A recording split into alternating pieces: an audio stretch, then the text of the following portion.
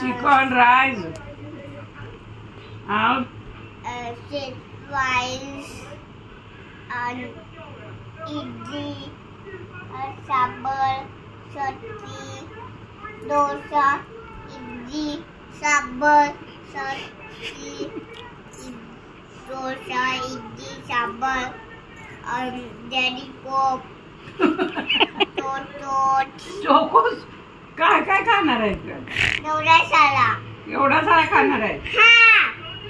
मग कोण द्यायचं? मी अजून नाही पापा पापा आणणार. आणि काय तुझं काय फेवरेट आहे?